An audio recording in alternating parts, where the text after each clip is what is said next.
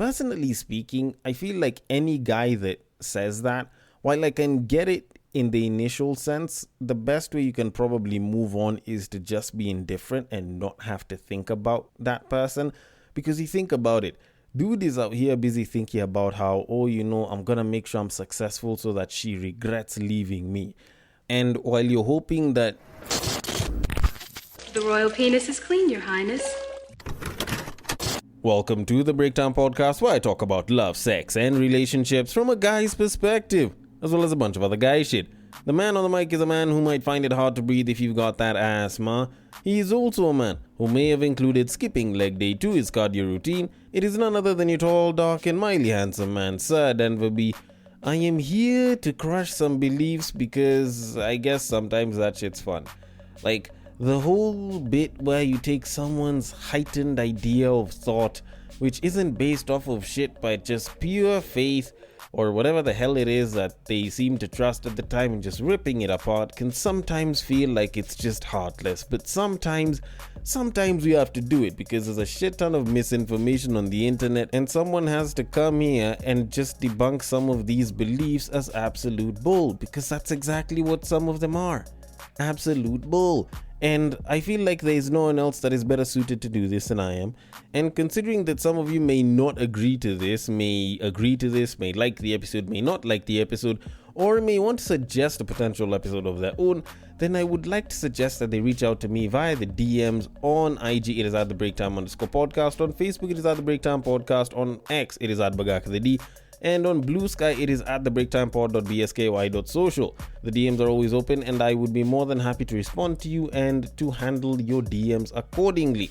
Now, with that said, I do need to get into the content for this episode, but before I can do any of that, first of all, it's been such a long time since I was on X. Like, not in terms of visiting the platform itself, that I do almost on a daily, but just discussing topics and content from there. It's been a minute, so I figured, you know what, I might as well do an episode where I just dived into X instead of the typical other places that I usually get my content from. So this episode is purely just opinions from people and beliefs from people that were put on X. And I'd want to get things going, although before I can jump into people's actual tweets, there was a video that was actually posted up on X a couple of days ago, at least from the time of this recording a couple of days ago, whereby someone was busy speaking about how men should not sleep with women at a certain time in a woman's cycle. And I do want to get into it because I feel like that should be the first piece of information that we should be discussing and possibly debunking. And for me to do that, I need to at least let the video play, then I can give my thoughts on it. So without further ado, vijana uwezi kula dem akinyesha. Reason uwezi kula dem akinyesha ni juu pia hii inakuanga time ni spiritual time yake ya kuongea na God. Mwanaume wewe unaweza shika mbuzi uchinje, udedicate God, wewe unaweza chinja. Dem haezi chinja. Time yake ya kutoa damu na God inakuanga time yake ya kunyesha. Kwa hivyo time ya dem ananyesha ama time ako na mwezi inakuanga time ya dem, kama yeye aongea na God anaweza manifest. Hiyo ni time dem kitambo akinyesha, haikuwa time ya aibu, ilikuwa time yake anajua ni time yake na God, aambie God vile vitu anataka, na bado akipanga uzazi ya next month venye itakuwa. Ati dem time yake ya kunyesha ni ya kumanifest. Lakini wewe mwanaume, vijana huku mjini, na kuwa wewe unaona siku hizi hatuwezi tulia, wewe unataka tu kuvaa CD ati useme ama umpeleke siju kwa shower, sivyo ndo tunasemaga huku mjini. Ati wewe hutaki kujua dem kana ananyesha ama anyeshi. Reason ni kwa hivyo ati ukishika dem akinyesha pia utatoka na swara ya damu. Ati wewe utatoka na swara ya damu. Ndio kwa maana unasianga kuna vijana fulani, wewe akisikia vita iko mahali ya damu anakimbia. Ukipata naye kwa club akiwa amekasirika, ati ako maji ama amekunywa pombe, hata kangi vita ya mkono, ni yako kele chupa kutoe damu. Yaani unakuanga umeokota swara ya damu. Ukikula dema kinyesha, wewe unakuanga umetoka na swara ya damu. Dema hizi toka na swara juu ni time yake ya kuongelesha God, juu wewe ndio unaweza kuwekea swara.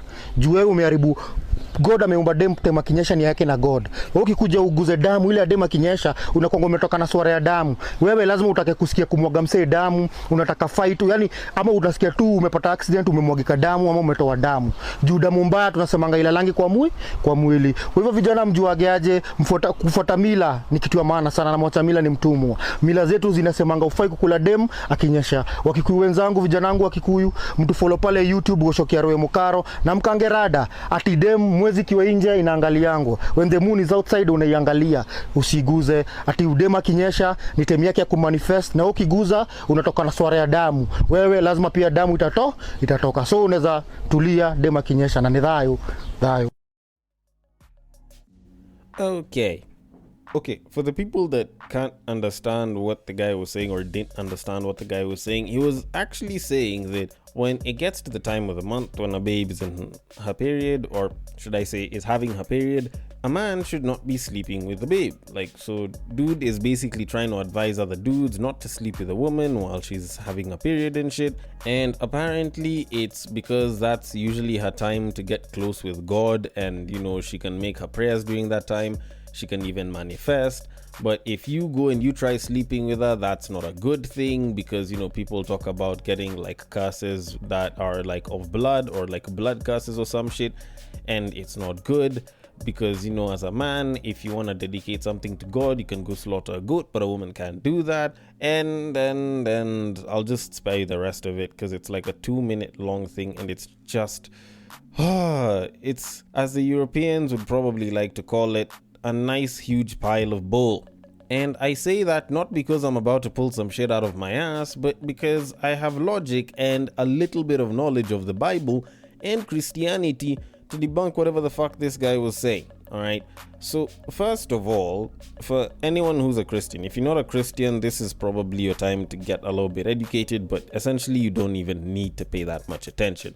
But for me to debunk whatever this man is saying, I do need to go to the Bible, and I will, or at least I will delve into my very little Bible knowledge and go to the book of Leviticus, because according to the book of Leviticus, you actually do not become closer to God when you are bleeding, more so like when you are having a period and you are a woman.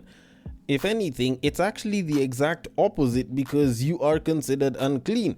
Same exact situation as to when a man also touches blood, or probably her blood even. I'm not entirely sure about whether her blood counts, but if you touch blood, if you touch a dead body, if you consume unclean meat, like, you will essentially become unclean. And the whole basis of you being considered unclean is you would not be allowed to take part in certain spiritual rituals, or at least in any spiritual rituals. And as such, you would be considered unclean. Now, your state of uncleanliness would actually last for up to the evening. So if you were doing anything in the morning or during the day, it would kind of wear off in the evening. And if you did it in the evening, it would go up until the following evening. All right. So considering that that's the case, and someone's busy talking about getting close to God, this is a very clear sign that this man is spewing a bunch of shit. Because how exactly would I be closer to God yet I am spiritually unclean? You know, like, this is the kind of shit that just reminds you that there's a bunch of people on the internet that are spewing a bunch of BS just based off of belief systems that have zero basis for whatever the hell is being said. All right. And on top of that, like, dude was busy talking about sacrificing a goat. Like, does dude not know that, you know, the whole death of Jesus and him being crucified was the ultimate sacrifice? So you're not supposed to sacrifice an animal to get the favor of God? Like, provided you can get on your knees, or at least just, you know, just bow your head and pray to the Father up above, like, you can get God's favor, or at least you can go and like speak to God. It's not like you have to burn an animal or, you know, sacrifice and kill an animal and shit. So if anything, dude is mixing a bunch of cultural speak with a bunch of Christian mumbo jumbo that is just, I guess, pulled out of his own ass. And he's busy making guys uncomfortable with the idea of period sex. Now, don't get me wrong, if it's not your forte and you're not feeling too good about it, of course, you know, it's up to everyone's consent. But if the shorty that you want to do it with is okay with it, if you are okay with it, then just like the syndrome, you know, y'all are down. So, like, I don't see why the hell dude has to get into all of this talk, because, like, his speak is actually even worse than the people that talk about blood magic, because people could argue that out. Like, this guy's is just absolutely bullshit. But then again, maybe I don't understand the Bible very well. Maybe there's a certain verse that I didn't read. Either way, I'm going to leave it at that and move it on to our tweets for this episode. Now, I want to kick things off by starting with a quoted tweet. Now, the original tweet itself said, and I quote, "Maybe dating for marriage was not meant to be a personal affair. Maybe the community was always supposed to be involved from the start. 1,000 self-help books exist and endless tweets/TikToks drop advice daily, and yet avoidable mistakes keep getting repeated." To which someone responded and said, and I quote, "You're supposed to date openly in the safety of other people. Read women. You can't love a man in the safety of your own mind. You have to love them open in front of a tribe of women who love you and know you and who will tell you when to take these colored glasses off, even if they have to snatch the glasses off." End quote. Now, looking at what's been said here, it is very clearly said from a female's point of view. And honestly, I could start going into the whole women this, women that, but this is a very gender neutral bit, because when you look at dating for marriage or dating to marry and everything, like, the whole issue of it being a community affair hasn't just been an issue that has affected men or women. It's affected both sides. The only bit that I look at is when a lot of people kind of think of it as like a community thing, I think they kind of do forget that this was something that used to happen back in the day, and it was so effective, people didn't even need to go on dates. Like, yes, maybe they could go and meet up and talk every so often as the discussions on the marriage and the dowry were going on, but for the most part, like, you just identify someone that you want to marry and you go tell your parents, and now it becomes a discussion between the two parents. But then again, like, you think about those times, marriage wasn't because of love. Marriage wasn't something that people would want to do because they're in love. They would do it because there was a sense of gain among both families. That's how, like, marriages would actually make sense. You go, you identify someone you want, but then it's the heads of the family, or essentially the families, that will discuss amongst each other and see if they can gain from being together. Which is why more often than not, back in the day, whenever people were getting married, they were in the same social status or in the same caste, if you're a part of like the Asian communities, or from the same tribe and so on and so forth, but essentially the same level. It wasn't like one person is of a very high level and you're marrying someone of a much lower level. That's more fairy tale than it is true. So, like, back then, there was some sort of communal benefit to it, so they'd have those discussions. Today, people are marrying for love, people are dating for love because of romantic interest. That in and of itself is intrinsic and very individual. The number of people out here who have gotten married and had very successful marriages, yet their family members and sometimes even their friends were totally against the two of them being together, is huge. There's shit tons of people that would come out and say, my family was not in favor of me marrying this person, but I did because I love them and we've been great ever since. There's also a lot of people who will talk about how they were asked to marry, or they were made to marry, or they were hooked up with by the family or friends someone that they thought would be great, but over time they realized that that was a massive stack of bull and that person just wasn't compatible with them, or was a shit partner, or some other negative thing that caused the marriage to not last, or the dating situation to not last that long. So if anything, like, it's sort of a mix. Personally, I think you choosing to date for love isn't a bad thing, but if you are going to involve people, you can't involve too many people. If you have like maybe 2 to maybe around 5 people that you trust with your life, then yeah, involve them, have discussions with them. If things don't seem right, if things seem too good to be true, have those discussions with them and then you can kind of sort of chart your way forward. But if you involve a whole lot of people, you don't know if there's someone that is interested in hooking you up with their cousin. You don't know if there's someone who's interested in you. You don't know if there's someone that just isn't really on your side or is planning your downfall.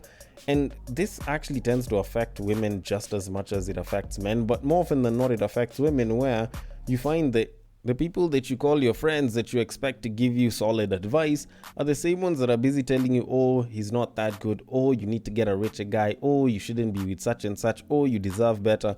Yet you're not being treated all that bad. Maybe you might have 1 or 2 disagreements, but it's not like the relationship itself is that bad. So suddenly it's like, yes, you might end up leaving this guy because, the community, quote unquote, don't approve, but you might end up getting rid of someone that is particularly good for you. But at the very same time, they might end up enforcing, if not incentivizing you to be with someone who isn't particularly good for you because of some sort of gain that they see. Probably the guy has money, but he might be a piece of shit or a cheater. Maybe he's someone that participates in domestic abuse, but he has a particularly high status in society. Like, you need to at least have that level of discernment with friends that care more about you than their own interest whenever it comes to you dating, such that they will assist you from a very objective and level-headed point of view. So, all in all, do I agree with this? Yes, but I don't think that you should have that big of a community. I think just having your closest form of a support system with you is particularly good, not an entire group of people. Although then again, I might be wrong, but I am going to leave it at that and move it on to our next tweet of this episode, which was put down by a man. And I'm not gonna lie, it's a particularly long tweet, but it has got some very interesting gems. So it says, and I quote, "Sometimes giving hope starts with debunking comforting delulus, so here we go. 1. You can bet your future husband is in a bedsitter in Kayole, not in the Karen suburbs.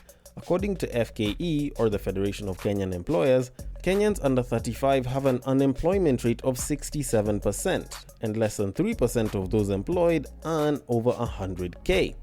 2. Your Kilimani boyfriend, who is also a quote-unquote CEO at 25 on LinkedIn of a one-person startup that hasn't paid KRA employees or even Wi-Fi, most likely has a negative net worth and doesn't know the difference between an asset and a liability. Ask him. 3. The whole thought of, if she leaves me, I'll just get rich to show her she was wrong. First of all, you are 30 years old, staying at your mom's place and running your quote-unquote hustle, a podcast from your bedroom where your biggest audience is probably your cat and a couple of relatives who feel sorry for you. You're not getting rich unless you actually get serious about your finances. If your biggest motivation is proving someone wrong, you're already on the wrong track. If you want to get rich, you must abstain from juvenile mindset. 4. The deals of Forex. If 50k or 100k in Forex can buy you a Ferrari in 6 months, Kenya would have been the first country to pay its debts after trading in Forex. Let's get one thing clear. Those Forex cartoons you see flexing on social media, most own nothing. Ask KRA. Forex is not a shortcut to a Ferrari. It's just a fast track to frustration if you don't know what you're doing. Unless you have got a solid risk management plan and understand the market's volatility, you're better off investing in something that has consistent growth. 5. If you're looking for stable long-term financial security, get educated, get equipped, and start investing in ways that actually grow your money. There aren't enough rich kids for every girl, and your Kilimani boyfriend could just be a clown. End quote. Okay, this is a lot that's been put down, and like I said, massive gems that have been dropped here. Although I'm not gonna lie, there was a point here where the guy kind of hit very, very close to home, where he was busy talking about someone who's running a podcast from his bedroom. And considering that I am almost 30 and I am running my podcast from my bedroom, I'm not gonna lie, that just seemed like a bit of a low blow. Although with that said, it's not like I have anything against what the guy has been saying. So the first thing that he did point out was about how, according to FKE, apparently the Kenyans under 35 have an unemployment rate of 67%, and less than 3% of those that are employed earn over 100,000 bob. Now, dude is actually accurate. I did go to the FKE website and look at the statistics of this, and it's actually pretty spot on. The only thing is, what they were classifying as the youth were people from the ages of 15 to 35. Now, don't get me wrong, I'm not saying that their stats are bad, it's just I don't really see that many 15, 16, or even 17, hell, maybe even 18-year-olds that are lining up to get jobs. So there's a good chance that number could be a little bit skewed, but I don't think it's skewed by that much because yes, the unemployment rate is actually quite high. There's not that many people that make that much money as opposed to what people try to flex and show on the gram. So yeah, there's a very good chance that your potential husband is somewhere in a bedsitter and they're just chilling. And guess what? That's okay. If dude is stacking dough, if dude is trying to do well for himself, if he's trying to grow himself, hey, I salute that man, and you probably should as well. That potential husband, once they stack up dough, which is usually as time goes by, provided that they have good stable income that's coming in and they have good financial management practices, can actually stack up something pretty good such that by the time they're in their 40s, they'll be doing really, really well for themselves. But let's look at the other bit where your Kilimani boyfriend, who is a CEO of 25, most likely has a negative net worth and doesn't know the difference between an asset and a liability. Okay, difference between an asset and a liability, I feel like just about, if not, so many people should have a pretty good idea of what that is. If not, please go Google, find out the difference. But the guy is actually fairly spot on about that, in that there's actually quite a lot of people who, despite making particularly good, hell, maybe even a lot of money, are actually living with a lot of debt. There's a lot of people that have massive debts on stuff like cars, as well as other things and ventures that aren't exactly assets. So as a result of that, if you look at that, plus that income, plus, the fact that a vast majority of people do not have a savings account or even just a savings culture in general, and the overall borrowing from multiple different institutions here and there, you can kind of conclude that quite a number of people have a negative net worth. Also, there was the data that I've been referencing for, I guess, maybe the past year or so, where I've been talking about how over 70% of Kenyans have been living through some form of debt, and most people don't have a savings account. And you can very easily see that there's a lot of people that just don't have the kind of money, or at least don't have the kind of net worth that you'd expect them to have. So when you see people driving around massive cars or very new, very nice looking cars, there's a lot of people that are surviving through some form of debt. And like I've said quite a number of times before, they are one paycheck away from absolute financial meltdown. Now, this doesn't mean that I'm speaking ill on people or that I'm that special or great. I probably even do classify as one of those people. All I'm doing is just bringing awareness to the fact that we probably do need to improve our savings culture and financial management. But with that said, moving it on to, financial management, the whole if she leaves me, I'll just get rich to show her that she was wrong. Personally speaking, I feel like any guy that says that, while I can get it in the initial sense, the best way you can probably move on is to just be indifferent and not have to think about that person. Because you think about it, dude is out here busy thinking about how, I'm gonna make sure I'm successful so that she regrets leaving me. And while you're hoping that you're a constant thought in her head, she's been living rent-free in yours the entire bloody time. Personally speaking, maybe it's just a me thing, but personally, I feel like I would be so much happier not having to think about my ex and whether she regrets or doesn't regret leaving me, regardless of how much more successful or how successful I've gotten. Because I've been with people that make particularly good money, and I was left and they've continued to make good money. Hell, they've even made more money. And the thought that I'll become richer or I'll become more successful so that they can regret is just going to be this constant chase to a reality that may probably never happen for someone that probably doesn't even think about you or probably didn't even value you in the first place. So if anything, I'd much rather just not have to think about them and just focus on my self-improvement and stacking my own dough. Let me just focus on stacking my dough. I don't have to think about hers or how she feels or some shit. Let me just focus on stacking my dough. I feel like that's a much better mindset to have than to run off of someone's potential regret or whatever feelings that she should or probably may have in the near or far future. Although, then again, maybe this is all just me. Maybe I don't have proper understanding. Either way, I am going to leave it at that and move it on to our very final tweet of this episode, which was posted up by a guy, but the context does seem a little bit different. So the guy says, and I quote, "Some guy at the bank just hit on me. Initially, I ignored him. He persisted. I politely declined his engagement. I almost threw up. Is this how women feel when we insist on them and they don't like our approach?" End quote. Now, I'm gonna be very honest, especially considering that this is a guy. I can get that, yes, maybe this is what women go through, although I feel like the level of disgust is probably higher in this case than with women. I could be wrong, depends on who you are and how you've been raised and the experiences you've had in life, but personally speaking, I don't get as bothered by such as much as probably some guys probably would. Granted, it's because I've been hit on by women and I've been hit on by men as well. And I've kind of had to learn to navigate through that just from an interaction standpoint and also just internally for myself. But I do know that for most straight guys, whenever you're being approached by a gay guy, there's a certain level of disgust that you have at the idea of having relations with another man that probably women may not necessarily feel.